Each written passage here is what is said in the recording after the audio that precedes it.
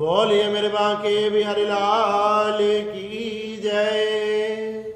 मैं विशाल शर्मा आपके सामने आप सभी को श्री जया एकादशी की हार्दिक शुभकामनाएं। श्री युधिष्ठिर जी महाराज भगवान श्री कृष्ण के समीप जाकर पूछने लगे कि हे भगवान कृष्ण, हे गोपाल, हे गोविंद, हे जनार्दन, हे नारायण, आप कृपया कर कर मुझे माघ मास के शुक्ल पक्ष की एकादशी का क्या नाम है, उसकी क्या विधि है, उसकी क्या कथा है, आप कृपया कर कर बताइए। भगवान श्री नारायण कहने लगे, भगवान श्री कृष्ण कहने लगे, हे युधिष्ठिर जी महाराज, आपने बड़ी ही सुंदर कथा पूछी है। ये कथा, ये एकादशी बड़ी ही श्रेष्ठ है। मासों में श्रेष्ठ मास माघ मास, जिसमें स्नान करने मात्र से मनुष्य के पाप नष्ट हो जाते हैं, और उसमें भी ये सबसे श्रेष्ठ तिथि जिसे एकादशी कहते हैं, माघ मास में शुक्ल पक्ष में आने वाली इस एकादशी का नाम जया एकादशी है। इस एकादशी का व्रत करने से मनुष्य के सभी पाप आदि नष्ट हो जाते हैं और उन्हें समस्त सुखों की प्राप्ति होती है, और तो और नीच से नीच योनि भी छूट जाती है। श्री युधिष्ठिर जी महाराज कहने लगे, कृपया कर कर आप मुझे ये बताएं कि हे भगवान कृष्ण, इस एकादशी का व्रत किसने किया और इसकी क्या कथा है, और किसकी इस व्रत करने से योनि छूट गई।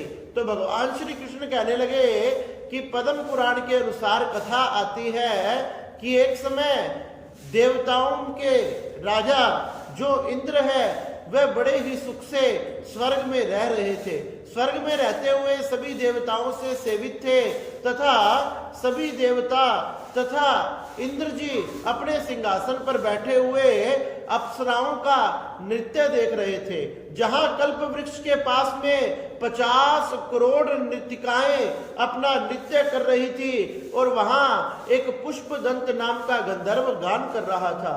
वहां एक चित्रसेन नाम का गंधर्व अपनी पुत्री मालिनी तथा अपनी स्त्री के साथ वहां पधारा।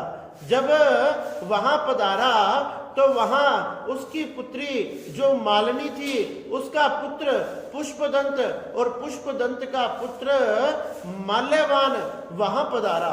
उस माल्यवान ने क्या देखा, जहां बड़ा ही सुंदर नृत्य हो रहा था, सभी गान गा रहे थे, तो उसी समय वहां एक पुष्पवती नाम की गंधर्व कन्या वहां नृत्य कर रही थी।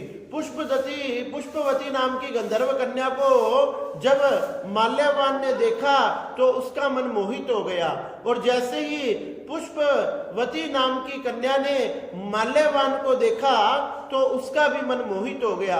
एक दूसरे को देखकर दोनों का मन मोहित हो गया और काम भावना जागृत होने लगी। कामदेव के पहने बाण उन्हें घायल करने लगे।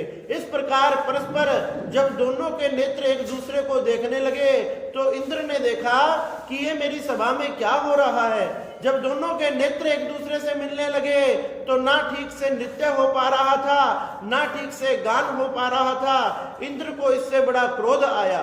इंद्र कहने लगा कि मेरी सभा में तुम्हारा इतना दुस्साहस, तुम ये नीच कर्म कर रहे हो, एक दूसरे की तरफ देख रहे हो, कामदेव को जागृत कर रहे हो, इस प्रकार तुमने मेरी सभा में ये सब कर कर अच्छा नहीं किया। जाओ, मैं तुम्हें श्राप देता हूं, तुम इसी समय पृथ्वी पर जा गिरो और पृथ्वी पर जाकर पिशाच बन जाओ। दोनों उसी समय पृथ्वी पर आ गिरे और पृथ्वी पर हिमालय पर्वत पर आकर दोनों पिशाच बन गए। जब हिमालय पर्वत पर आकर दोनों पिशाच बन गए तो वह दोनों बड़े ही तड़पने लगे, क्योंकि भूख प्यास आदि से उन बड़ा ही चिंतित रहते थे। ना उन्हें कुछ खाने को मिल पाता था, ना उन्हें कुछ पीने को मिल पाता था। इतने बड़े विशाल पर्वत पर इधर उधर ही भटकते रहते थे। इस प्रकार उन्हें दुख से रहते हुए काफी समय व्यतीत हो गया। एक दिन वह कहने लगा पिशाच अपनी पत्नी से कि हमें इतना बड़ा दुख क्यों प्राप्त हुआ? अरे हमने हमारे जीवन में ऐसा कौन सा निंदनीय कर्म किया, पूर्व जन्म में ऐसा कौन सा कर्म किया जो हमें पिशाच योनि मिली? क्योंकि ये योनि सबसे खतरनाक है, ये योनि सबसे बुरी है। दोनों आपस में विचार कर रहे थे और इस प्रकार रह रहे थे। रहते रहते संयोगवश माघ मास की शुक्ल पक्ष की जया एकादशी आ गई।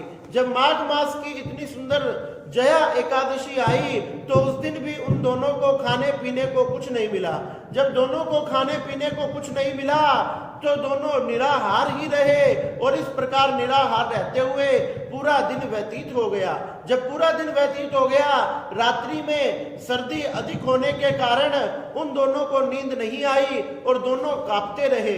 एकादशी के दिन जाने अनजाने में ही दोनों ने कुछ भी ग्रहण नहीं किया तथा रात्रि में जागरण भी हो गया और भगवान नारायण इससे प्रसन्न हो गए।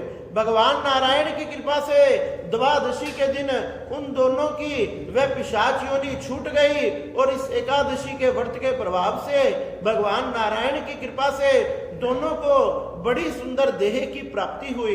दोनों आभूषण आदि से अलंकृत हो गए तथा सुंदर विमान में बैठकर फिर से स्वर्ग चले गए।